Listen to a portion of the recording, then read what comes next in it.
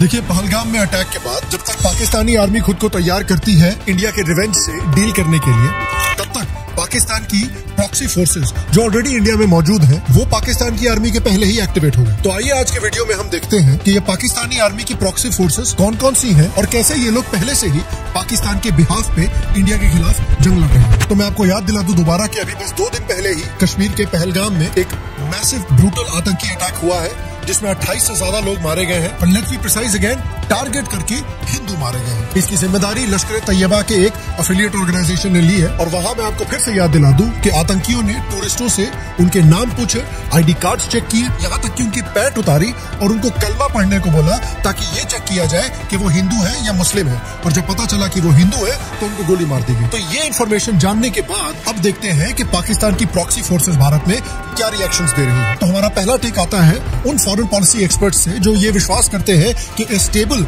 And a prosperous Pakistan is actually very good for India, जैसा कि आप इन ट्वीट्स में देख सकते हैं। तो बताइए, इस वक्त पाकिस्तान अपने सबसे बड़े इकोनॉमिक और सोशल और पॉलिटिकल क्राइसिस से गुजर रहा है। लोगों के पास खाने को आटा नहीं है, पीने को चाय नहीं है, लेकिन उसके बावजूद ये पाकिस्तानी काफिरों पे इस तरह के अटैक्स कर रहे हैं। अब सोचिए, अगर यही देश स्टेबल और प्रॉस्परस हो जाए तो ये साले क्या करेंगे। और इन्हीं फॉरेन पॉलिसी एक्सपर्ट्स की बदौलत इतने सालों तक भारत में एक साइड पे तो हम अमन की आशा के कॉन्सर्ट करते थे पुराना किला में, जहाँ पे पाकिस्तानियों को बुला बुला के हम गजल गवाते थे और उनको लाखों रुपए कमाने का मौका देते थे। पाकिस्तानी सिंगर्स और एक्टर बॉलीवुड में आके लाखों कमाते थे। और उसी वक्त दूसरे साइड पे पाकिस्तान भारत में मार्केट में, ट्रेन में, कैफेज में, रेस्टोरेंट्स में बॉम्ब फोड़ रहा था और मुंबई जैसे शहरों में फुल स्केल आतंकी ऑपरेशंस चला रहा था। हमारा दूसरा टेक आता है उस पाकिस्तानी ऑक्सिलरी आर्मी कोर्स से जो कहते हैं कि देखिए यार, जो हुआ सो हुआ पहलगाम में, चलिए कोई बात नहीं, वो तो छोटी मोटी बात है, लेकिन देखिए टूरिस्ट तो मरते रहते हैं, क्या बड़ी बात है। इंपॉर्टेंट बात यह है कि इस्लामोफोबिक मत होइए, इस्लामोफोबिया मत फैलाइए प्लीज। पहलगाम में जो हुआ बहुत गलत हुआ,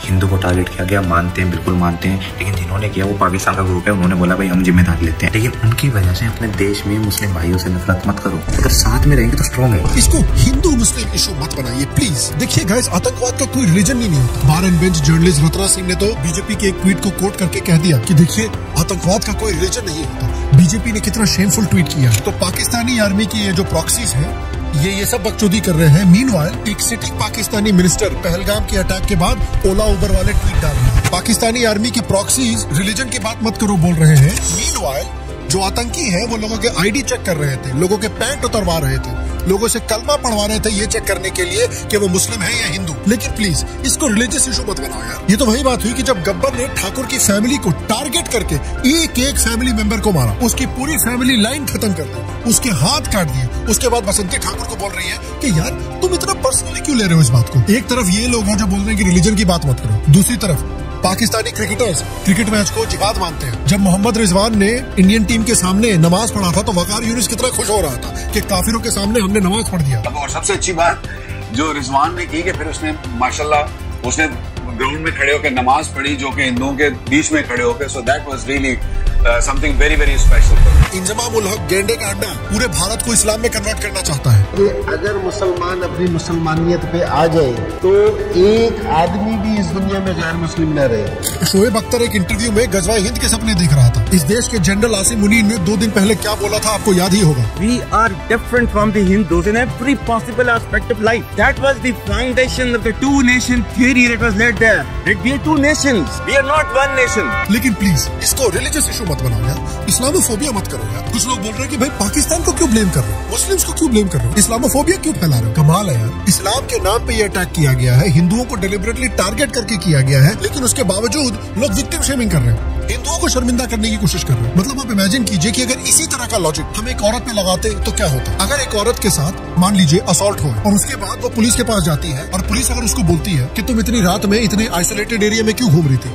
तुमने ऐसे छोटे छोटे कपड़े क्यों पहन रखे, तुम्हारे पास कोई वेपन क्यों नहीं था अपने आप को डिफेंड करने के लिए, तुमको इतना फेमिनिस्ट होने की क्या जरूरत है, मर्दों के बारे में गलत सलत चीजें बोलने की क्या जरूरत है, इनफैक्ट तुमको घर के बाहर निकलने की क्या जरूरत है। भाई एक औरत का काम होता है घर में रहना, कपड़े साफ करना, खाना बनाना। अगर तुम यही घर के काम कर रही होती और बाहर नहीं जाती तो ये सब कभी होता ही नहीं। हिंदुओं के ऊपर अटैक हुआ है और ये लोग हिंदुओं को ही विक्टिम ब्लेम कर रहे हैं। लोग कह रहे हैं कि नहीं देखिए, रिलीजन पे फोकस मत कीजिए, हिंदू मुस्लिम पे फोकस मत कीजिए, इंटेलिजेंस फेलियर जो हुआ है गवर्नमेंट का उस पर फोकस कीजिए। मतलब बेसिकली ये लोग ये बोल रहे हैं। देखो यार, क्रिमिनल तो क्राइम करेगा ही, झूम सतर क्यों नहीं रहते हैं।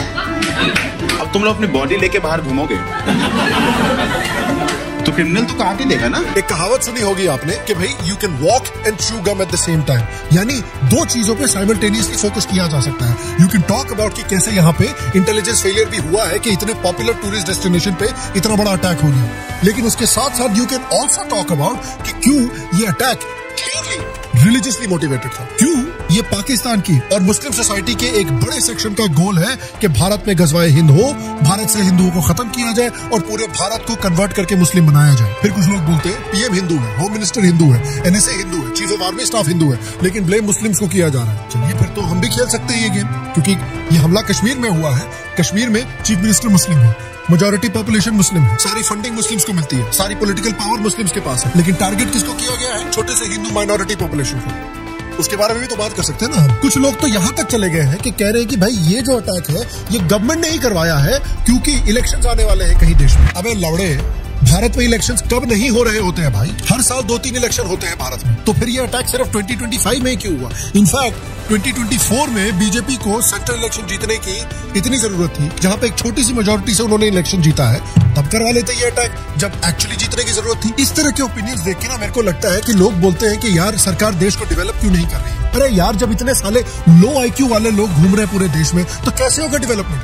चाहे सरकार कितनी भी मेहनत कर ले, इतने लो आईक्यू का सरकार क्या कर सकती है? सो कॉल्ड हमारे न्यूट्रल जर्नलिस्ट इंडिया का मजाक उड़ा रहे हैं इतने हॉरिफिक टेरर अटैक के बाद। बोल रहे हैं कि क्या जेडी वैंस अभी भी घूमने के लिए जाएंगे? Failed journalist Rana Ayub BJP को एक ट्वीट शेयर करने के लिए गालियां दे रही है कि बीजेपी पॉलिटिक्स खेल रही है, पॉलिटिक्स में पैसे कमा रही है। वाह, एक औरत जिसने अपना पूरा पैसा, अपना पूरा करियर गुजरात राइट्स में मरे हुए लोगों के ऊपर कमाया है। Her entire claim to fame was एक किताब जो उसने लिखी थी, जिसमें उसने क्लेम किया था कि भाई गुजरात राइट्स का सच इस किताब में एक्सपोज कर दिया गया है, मैंने असली सच एक्सपोज कर दिया है। लेकिन ये किताब इतनी घटिया थी, इतनी बैडली रिसर्च थी कि सुप्रीम कोर्ट ने इसको एज एविडेंस यूज करने से साफ मना कर दिया। And it's very important to tell you कि इस किताब के बारे में सुप्रीम कोर्ट ने एग्जैक्टली क्या बोला था, तो मैं वर्बेटिम आपको सुप्रीम कोर्ट को कोट करके बताता हूँ। सुप्रीम कोर्ट के बेंच ने कहा था, the book by Rana Ayyub is of no utility, it is based on surmises, conjectures and suppositions and has no evidentiary value। Chicken tikka masala की तरह रोस्ट कर दिया आपको सुप्रीम कोर्ट ने। और फनी बात यह है कि इसी फेक रिसर्च का यूज करके, जिसको सुप्रीम कोर्ट ने पूरी तरह से डिस्कार्ड कर दिया,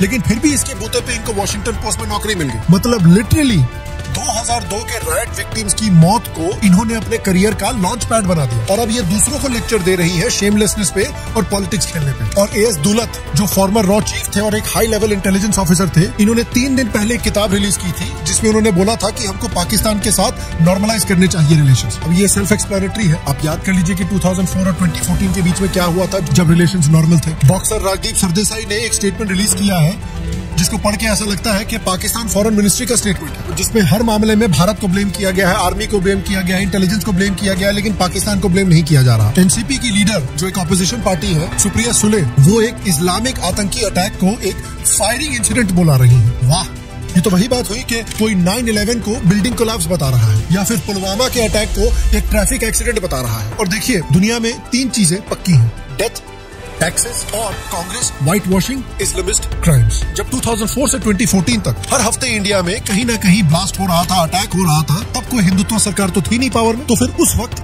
ये सब अटैक्स क्यों हो रहे थे? अगर सारी प्रॉब्लम की जड़ हिंदुत्व है, मतलब हर एक चीज को ब्लेम करेंगे लेकिन रूट कॉज को ब्लेम नहीं करेंगे। ये तो वही बात हुई कि अगर कोई बोले कि देखिए यार, अर्जुन कपूर की मूवी फ्लॉप क्यों हो गई? अरे क्योंकि यार मार्केटिंग वीक थी, लोग अच्छे सिनेमा को अप्रिशिएट नहीं करते, लोग अब थिएटर में फिल्में नहीं देखना चाहते, लोगों के आसपास कोई थिएटर नहीं था। देखिए, नेटफ्लिक्स ज्यादा कन्वीनियंट है, और देखिए आजकल टमाटर प्याज के भाव इतने बढ़ गए हैं कि हमारे पास टिकट खरीदने के पैसे नहीं है। हर तरह के बहाने दे देंगे लोग, लेकिन they are all ignoring the real reason. Movie flop हुई बिकॉज ऑफ अर्जुन कपूर। कुछ लोग कह रहे हैं कि देखिए ये अटैक्स इसलिए हो रहे हैं क्योंकि हमको प्लेबिसाइट करवानी चाहिए थी कश्मीर में और प्लेबिसाइट हुई नहीं। कमल हासन भी पुलवामा के अटैक के बाद यही बोल रहे थे।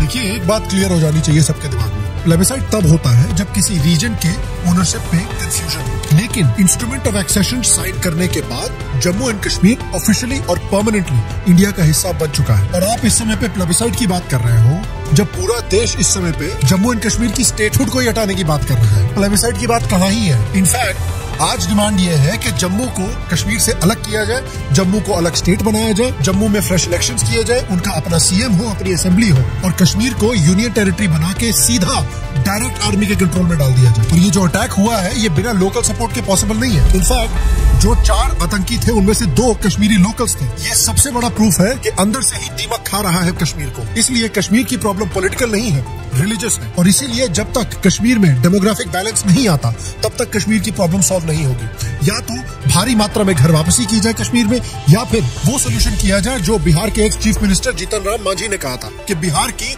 2 या 3% पॉपुलेशन को कश्मीर में ले जाके सेटल कर दीजिए। पेट्रियोटिक बिहारीज को कश्मीर में सेटल कीजिए। कश्मीर का डेमोग्राफिक बैलेंस ही सिर्फ फिक्स नहीं होगा बल्कि नेशनल सिक्योरिटी और सिविलाइजेशनल कंटिन्यूटी का काम भी आगे बढ़ेगा। उसके साथ साथ कश्मीर में हिंदूज को पोजीशंस ऑफ पावर में लाया जाए, ब्यूरोक्रेसी, पुलिस, एडमिनिस्ट्रेशन सब जगह। और जिस पॉलिटिकल पार्टीज ने भी कभी भी सेपरेटिज्म या आर्टिकल 370 को सपोर्ट किया है, चाहे पास्ट हो या प्रेजेंट हो, उन सबको डिसॉल्व किया जाए, उन सबको डिसमेंटल किया जाए। क्यों? क्योंकि देखिए आज भी इलेक्शन हमने करवा लिया सुप्रीम कोर्ट के इतने बोलने के बाद, लेकिन आज भी जो इलेक्शन जीते हैं पार्टीज वो क्या बोल रहे हैं? जो टूरिस्ट आए हैं उनको गेस्ट बोल रहे हैं। इस पार्टी के एमपीज टूरिज्म को कल्चरल इन्वेजन बोल रहे हैं। ये जो चल रहा है सर, जिसे टूरिज्म कहते हैं, ये टूरिज्म नहीं है मेरी नजर में ये कल्चरल इन्वेजन हो रहा है by purpose and by design. ये गेस्ट नहीं है भाई, दीज आर इंडियंस जो इंडियन टेरिटरी में गए हुए थे वेकेशन करने के लिए। ये कोई फॉरेनर्स नहीं है। अगर ये स्लोवेनिया गए होते तो वहां पर गेस्ट होते, अगर ये इजिप्ट गए होते तो वहां पर गेस्ट होते, अगर ये अर्जेंटीना गए होते तो वहां पर गेस्ट होते। They are not guests in Kashmir, Kashmir belongs to them. और बॉलीवुड के बारे में क्या ही बोले यार। సేపు ముందుకు చెప్పిన పాకిస్తాన్లో ఉన్న వాళ్ళకి మన జవాన్ మన ఆర్మీ వాళ్ళందరూ వాళ్ళు అది టెర్రరిస్ట్ అని అనుకుంటారు. ఎందుకంటే మేము ఇక్కడ ఉన్నాము, మనని హామ్ చేస్తున్నాము, మనకి వాళ్ళ సో పర్స్పెక్టివ్ ఇట్లా మారిపోతుంది. నాకు అది వైలెన్స్ అనేది ఒక I do not understand that violence system. All eyes on Palestine तो हमने देखा था, सारे बॉलीवुडियों ने पोस्ट डाला था इंस्टाग्राम पे, लेकिन ऑल आइज ऑन कश्मीर के हिंदूज ये नहीं देखा। ऑल आइज ऑन पहलगाम नहीं देखा हमने। आज कुछ बॉलीवुडिये हैं जो कह रहे हैं कि देखिए कश्मीर में कितना इनह्यूमन अटैक हो गया है, लेकिन 1 साल पहले देखिए ये लोग क्या गाने गा रहे थे।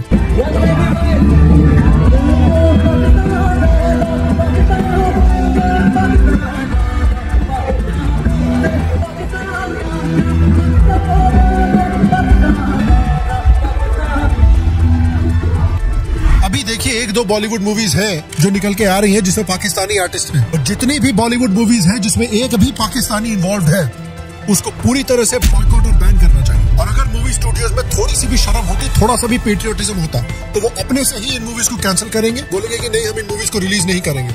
We will take the financial loss for the nation। और ये सारे स्टूडियोज आकर पब्लिकली स्टेटमेंट निकालते कि हम कभी भी किसी पाकिस्तानी आर्टिस्ट के साथ दोबारा काम नहीं करेंगे। इसके अलावा कुछ लोग ये भी हैं जो कह रहे हैं कि भाई मोदी ने अपनी ट्रिप शॉर्टकट कर दी है, मोदी बहुत सारी बड़ी बड़ी मीटिंग्स कर रहे हैं, लगता है इंडिया कोई बड़ा रिस्पॉन्स देने वाला है। तो लोग कह रहे हैं कि देखिए इस तरह से हमको इमेच्योर रिस्पॉन्स नहीं करना चाहिए, भारत को रिस्ट्रेंट दिखाना चाहिए, डेमोक्रेसी का रास्ता लेना चाहिए। इस नैरेटिव का बढ़िया मुंह तोड़ जवाब दिया है मेजर गौरव आर्या ने। हम लोग बड़े मैच्योर हैं, हमें एक मैच्योरिटी है। 20 बंदे मार दिए, 28 मार दिए, कोई बात नहीं, वी आर वेरी मैच्योर। क्यों? पाकिस्तान कारगिल के ऊपर चढ़ दौड़ा, हम लोगों ने क्या बोला? लाइन ऑफ कंट्रोल पार नहीं करेंगे। क्यों नहीं पार करेंगे? पाकिस्तान के पास न्यूक्लियर वेपन है। क्या पाकिस्तान ने कारगिल में आने से पहले सोचा था कि इंडिया के पास न्यूक्लियर वेपन है? सारी मैच्योरिटी दुनिया भर की ठेका हम ही नहीं रखा कि हम मैच्योर है, कल वो 50 और मार देंगे, हम बोलेंगे नहीं वी आर वेरी मैच्योर। जज्बाती होकर फैसला नहीं लेना चाहिए हमें। कोई तो एक दिन ऐसा आएगा कि जब इतनी लाशें इकट्ठा हो जाएंगी हिंदुस्तानियों की कि हम जज्बाती होकर फैसला लेंगे। कुछ होगा ना, 1000, 2000, 10,000 मरेंगे जब यहाँ पे हिंदू, उस दिन हम जज्बाती होकर फैसला। कल ये 2 टके का बांग्लादेश आपको आके दिखा रहा है, 2 कौड़ी का बांग्लादेश, 2 रुपए की औकात है, ये आके दिखा रहा है। जज्बाती होकर फैसला मत लीजिए, जज्बाती होकर फैसला, that's okay, I am fine. इसलिए मुझे लगता है कि गवर्नमेंट एक्शन लेगी और बड़ा एक्शन लेगी, और ऑलरेडी कुछ बड़े एक्शंस ले चुकी है। In fact one of the biggest ones is कि उन्होंने इंडस वाटर ट्रीटी को विड्रॉ कर लिया है। तो what is the Indus water treaty? इस ट्रीटी का मेन फोकस था इंडिया और पाकिस्तान के बीच में इंडस रिवर जो है और उसके जो ट्रिब्यूटरीज हैं उसका डिवीजन कैसे होगा। इंडस रिवर सिस्टम में 6 मेजर रिवर्स आती हैं, western rivers Indus, Jhelum, Chenab, और ईस्टर्न रिवर्स रावी, ब्यास और सतलज। ट्रीटी के हिसाब से इंडिया को एक्सक्लूसिव राइट्स मिले ईस्टर्न रिवर्स पे यानी रावी, ब्यास और सतलज। पाकिस्तान को एक्सक्लूसिव राइट्स मिले वेस्टर्न रिवर्स पे यानी इंडस, झेलम और चेनाब। इस डिवीजन के बाद रिजल्ट ये हुआ कि इंडिया को सिर्फ लगभग 30% पानी मिला इंडस रिवर सिस्टम का, जबकि पाकिस्तान को मिला 70% of the total water from the system. और आप ये समझिए कि इंडस वाटर ट्रीटी को सस्पेंड करना कितना बड़ा स्टेप है, क्योंकि nearly 25% of Pakistan economy and 35% of Pakistan workforce is dependent upon the waters of the Indus river. 85% Pakistan का टोटल पानी इंडस और उसकी ट्रिब्यूटरी से आता है। अब जब ये ट्रीटी सस्पेंड कर दी गई है तो इंडिया इस पानी को रोकने पे काम कर रहा है, और सिर्फ अपनी तरफ से नहीं रोक रहा, खबर ये भी आ रही है कि इंडिया अफगानिस्तान के साथ भी काम कर रहा है कुनार नदी और काबुल नदी पे डैम बनाने के लिए, ताकि वहां से भी पानी को ब्लॉक किया जा सके पाकिस्तान जाने से। In fact India has already planned 93 dams in the Indus river system, और कुछ तो लगता है कंप्लीट भी हो चुके हैं ऑलरेडी। और ये इतना बड़ा स्टेप है कि कुछ लोग तो कह रहे हैं कि ये स्टेप किसी भी सर्जिकल स्ट्राइक से बड़ा ब्लो है पाकिस्तान के लिए, क्योंकि देखिए यार, अल्टीमेटली वाटर इज लाइफ और पाकिस्तान का एग्रीकल्चर इसी पे जिंदा है। पाकिस्तान का पंजाब और सिंध रीजन जो उनका ब्रेड बास्केट है वो पूरे वेस्टर्न रिवर्स पे डिपेंडेंट है। अगर इंडिया अपस्ट्रीम पानी को रोकता है, चाहे थ्रू स्टोरेज हो, डाइवर्जन हो या डैम प्रोजेक्ट्स हो, तो पाकिस्तान में बड़े बड़े क्रॉप फेलियर्स होंगे। पीने के लिए, नहाने के लिए, धोने के लिए पानी नहीं रहेगा। पानी के ऊपर दंगे होंगे पूरे देश में। इकोनॉमिक कोलैप्स जैसे सीन्स बन सकते हैं पाकिस्तान में। और ये बड़ा स्टेप इसलिए है क्योंकि इंडिया ने इस ट्रीटी को 1965 वॉर, 1971 वॉर और इवन कारगिल में भी नहीं छुआ था। गोल सिंपल है कि वाटर से चोक करो पाकिस्तान को। अब देखिए चाइना का क्या, क्योंकि 20% पानी जो नॉर्थ इंडिया में आता है ओरिजिनली, उसका पानी भी तिब्बत से आता है। तो अगर इंडिया पाकिस्तान को पानी से पनिश करता है तो थ्योरेटिकली चाइना भी यही इंडिया के साथ भी कर सकता है, क्योंकि India has already started it. लेकिन ये जानने के बावजूद भी इंडिया इज गोइंग अहेड, क्योंकि मोदी गवर्नमेंट अब ओपनली कह रही है कि ठीक है, अगर चाइना ने ऐसा किया तो हमको नुकसान होगा, लेकिन हमारी प्रायोरिटी है पाकिस्तान को बर्बाद करना। हमको चोट लगेगी, हम झेलेंगे, लेकिन हम पाकिस्तान के टुकड़े टुकड़े करके रहेंगे। मोदी गवर्नमेंट का माइंडसेट अब लगता है ये है कि चलिए हमारा पैर कटेगा लेकिन पाकिस्तान का सर कटेगा। उसके साथ साथ अटारी बॉर्डर भी क्लोज कर दिया गया है, सारे पाकिस्तानी वीजा कैंसिल कर दिए गए हैं, सारे पाकिस्तानियों को भारत से निकलने के लिए 48 घंटे दे दिए गए हैं, डिप्लोमेटिक डाउन स्केलिंग कर दी गई है और सारे फोर्सेस को हाई अलर्ट पे कर दिया गया है। और देखिए इंडियन गवर्नमेंट क्लियरली इसके बाद भी बड़े बड़े स्टेप्स लेने वाली है। बट ये जो इंडस वाटर ट्रीटी इंडिया ने सस्पेंड की है, इसका क्लियरली मतलब ये है कि this time India means business. इस बार पाकिस्तान को वाकई तकलीफ देने का प्लान है। लेकिन ये वीडियो मैंने इसलिए बनाया है सिर्फ सरकार के स्टेप्स डिस्कस करने के लिए नहीं, ये हमारे लिए भी एक कॉल टू एक्शन है। सिर्फ मैं नहीं बल्कि आप भी, हर एक इंसान जो इस वीडियो को देख रहा है, आपको भी ये जो पाकिस्तान के प्रॉक्सीज जो इंडिया के अंदर बैठ के पाकिस्तान को सपोर्ट कर रहे हैं और पाकिस्तान का काम कर रहे हैं, उनके खिलाफ भी आपको खड़ा होना पड़ेगा। वो लोग जो बोल रहे हैं कि इसको हिंदू मुस्लिम इशू मत बनाओ, इस्लामोफोबिया मत फैलाओ, गवर्नमेंट हमको डिवाइड कर रही है, नॉर्मल पाकिस्तानियों को क्यों टारगेट कर रहे हो, इन सबको हर जगह, चाहे ट्विटर हो, इंस्टाग्राम हो, यूट्यूब हो, हर जगह पे जाकर इनको पुशबैक दीजिए, हर प्लेटफॉर्म पे जाकर इनको जवाब दीजिए। इनको दिखाना होगा कि इस वक्त इस नॉनसेंस को बिल्कुल भी टॉलरेट नहीं किया जाएगा। बहुत टाइम से Indian government threshold of terrorism के चक्कर में पड़ी हुई है, जैसे कि कोई एग्जैक्ट नंबर हो कि क्या है थ्रेशोल्ड, कब हम रिएक्ट करेंगे, 5 सोल्जर्स को मारोगे तब, 10, 20, 50 कब रिएक्ट करेंगे। बस अब और ये थ्रेशोल्ड वाला गेम नहीं, अब हमें चाहिए रूथलेस, इफेक्टिव और फियरसम डिटरेंस। लेकिन जब तक सरकार अपना नेक्स्ट मूव प्लान कर रही है, तब तक और भी आइडियाज हैं जो इंप्लीमेंट किए जा सकते हैं। फॉर एग्जाम्पल, करतार कॉरिडोर को परमानेंटली बंद कीजिए, पाकिस्तानियों का इंडिया में आना हमेशा के लिए बंद, मेडिकल वीजा पे भी पाकिस्तान के साथ हर एक तरह का ट्रेड बंद परमानेंटली, उसको 100% इलीगल बना दीजिए, कोई ह्यूमैनिटेरियन हेल्प पाकिस्तान को ना मिले, डिजास्टर में भी, मेडिसिन इंक्लूडेड। पाकिस्तानी फ्लाइट्स को इंडियन एयर स्पेस यूज करना बंद, पीस विद पाकिस्तान बोलने वाले लोगों को नेशनल सिक्योरिटी थ्रेट डिक्लेयर कीजिए और पाकिस्तान के यूट्यूब और सोशल मीडिया चैनल्स को इंडिया में जियो लॉक कर दीजिए। ये लोग इंडिया का नाम ले लेके इंडिया पे वीडियो बना के इतना रेवेन्यू कमाते हैं, फ्रेंडशिप का नाटक करते हैं और सॉफ्ट प्रोपेगेंडा चला रहे हैं। They can no longer make any income off of Indian audiences. जो देश पाकिस्तान के साथ हेल्दी टाइज मेंटेन करे, उनको उनसे इंडिया को टाइज कट करने चाहिए। स्ट्रेट फॉरवर्ड पॉलिसी बोलिए, या तो भारत या पाकिस्तान को चूज कीजिए, दोनों के साथ आप अच्छे रिलेशनशिप नहीं रख सकते। और क्रिकेट के मैदान में भी करारा जवाब देना जरूरी है। No more cricket with Pakistan, period. न दुबई में, न साउथ अफ्रीका में, कहीं पे भी नहीं। जिस तरह से वेस्ट ने रशिया को आइसोलेट किया था स्पोर्ट्स वर्ल्ड से यूक्रेन वॉर के बाद, वैसे ही आप पाकिस्तान को आइसोलेट करो। क्योंकि याद रखिए, क्रिकेट की दुनिया में America is the USA, America is the super power. तो अपने क्लाउड को यूज करिए, प्रेशर डालिए आईसीसी के ऊपर कि पाकिस्तान को आइसोलेट करो। और अगर आईसीसी नहीं सुनता तो इंडिया को सारे इंटरनेशनल टूर्नामेंट्स को बॉयकॉट करना चाहिए। और जिस समय पे इंटरनेशनल टूर्नामेंट्स हो रहे हो, उसी समय पे आप आईपीएल का एक लंबा सीजन चालू कर दीजिए, सारे इंटरनेशनल क्रिकेटिंग बॉडीज बर्बाद हो जाएंगे। और बीसीसीआई को एक क्लियर स्टेटमेंट देना चाहिए, अगर किसी भी क्रिकेटर, एक्स क्रिकेटर, किसी ने भी पीएसएल के साथ काम किया तो उनको आईपीएल के साथ काम करने की अपॉर्चुनिटी कभी भी नहीं मिलेगी, उनको ब्लैकलिस्ट कर दिया जाएगा। और आप जानते हैं कि what people are going to choose, and this will be the death of PSL and Pakistani cricket, और वो यही डिजर्व करते हैं। उसके अलावा जम्मू कश्मीर को बाइफरकेट कीजिए, जम्मू को अलग स्टेट बनाइए और कश्मीर की किसी न किसी तरह से डेमोग्राफिक रीबैलेंसिंग करनी जरूरी है। ना ऑब्वियसली इनमें से कुछ शॉर्ट टर्म है जो तुरंत किए जा सकते हैं, कुछ लॉन्ग टर्म है जो धीरे धीरे किए जा सकते हैं, बट आई बिलीव कि ये सारे स्टेप्स लेने जरूरी हैं। और मैं आपसे पूछना चाहता हूँ कि according to you what is the absolute worst take जो आपने देखा है इस अटैक के बाद भारत पाकिस्तान की प्रॉक्सी से जो ऑलरेडी इंडिया में मौजूद है, एंड आपको क्या लगता है कि इंडियन गवर्नमेंट क्या बड़ा एक्शन ले सकती है? डू यू थिंक ये जो इंडस वाटर ट्रीटी का एक्शन लिया है that is a good enough action? क्या आपको लगता है कि इसको इंडियन गवर्नमेंट सस्टेन कर सकती है? बाकी गाइस, मैं आपसे अगले एपिसोड में मिलूंगा, तब तक के लिए स्वस्थ रहे, सुखी रहे, फिर मिलेंगे। और आप सबको एक सेकंड प्रणाम।